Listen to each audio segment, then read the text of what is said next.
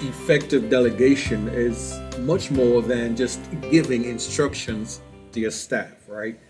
So the way in which you delegate is critical, right? The way you give instructions is critical because delegation is more than just giving instructions. It's how you give those instructions. It's about what else do you give along with the instructions that you provide. What do you do when staff can't seem to follow your simple instructions? It's a source of annoyance and frustration to leaders, managers, and business owners everywhere. But more often than not, when your staff or team members can't seem to follow your simple instructions, the problem might just be you. I'm sorry to burst your bubble, but more often than not, the problem might just be you, the leader, the manager. What we did is study of 200 staff team members across 30 different organizations. The results indicated that in 77% of the cases where a staff member did not follow instructions or did not efficiently complete a task, in 77% of those cases, the staff believed that the way in which the tasks or assignment was delegated was ineffective or ambiguous.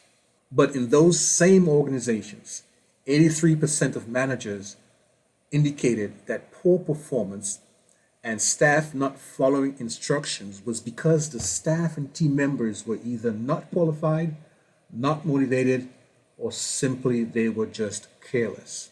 So you've got managers blaming staff and staff blaming managers. The truth is somewhere in the middle, as it always is. There's more than enough blame to go around when it comes to staff performance and ineffective delegation.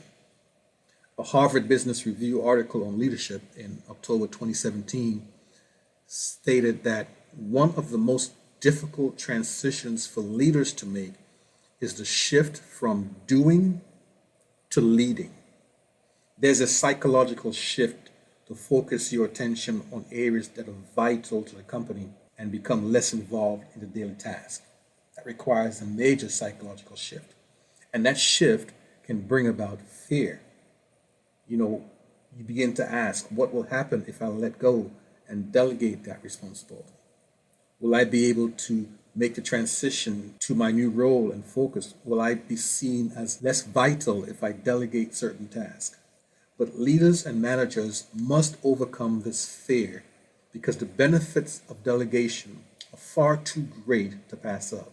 A Gallup study showed that leaders and managers who delegate effectively generate 33% higher revenue and higher staff productivity.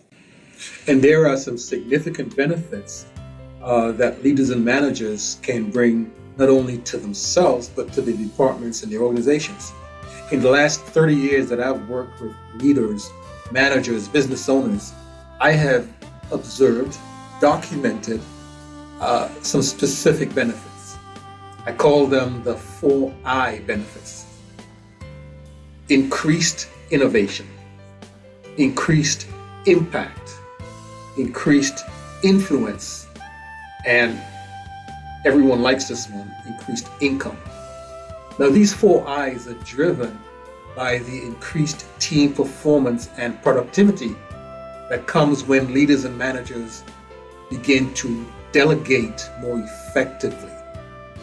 These executives, these leaders and managers know that they can't accomplish everything alone. So they delegate tasks to their team and empower them to succeed. This not only empowers their staff, but it boosts morale and increases productivity.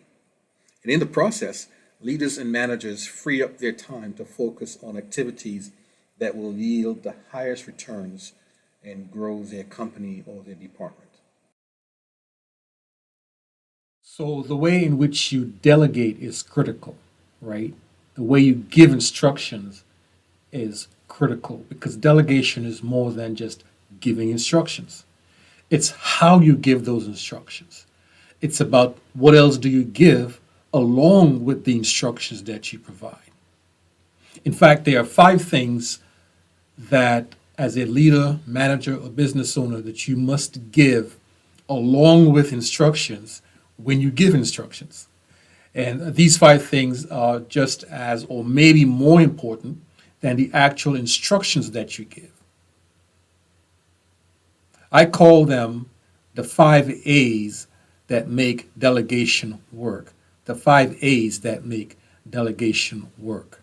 And here they are: autonomy, assignment, authority or authoritativeness, assets, and accountability. Let's dive into each one of these for a brief overview. In my 30 years of observing and advising leaders and managers and business owners, I've seen a pattern emerging, a set of behaviors that top leaders and managers engage in when they delegate to their staff. So I did some studies, quantitative and qualitative studies, and came up with the 5 A's to make delegation work. The 5 A's to make delegation work: autonomy, assignment, authority, assets, and accountability. And incidentally, these 5 A's are also keys to creating a self-leading team or organization.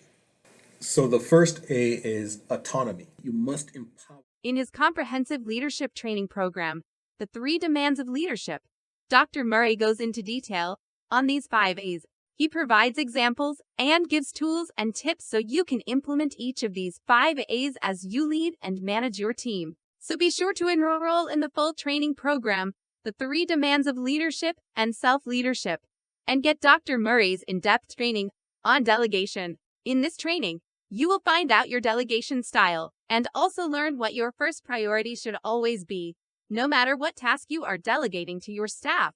In the training program, you will also get to interact with hundreds of other leaders and managers in our Leader Manager Mastermind community. In our Leader Manager Mastermind community, you will find out some of the winning delegation strategies other leaders and managers are using.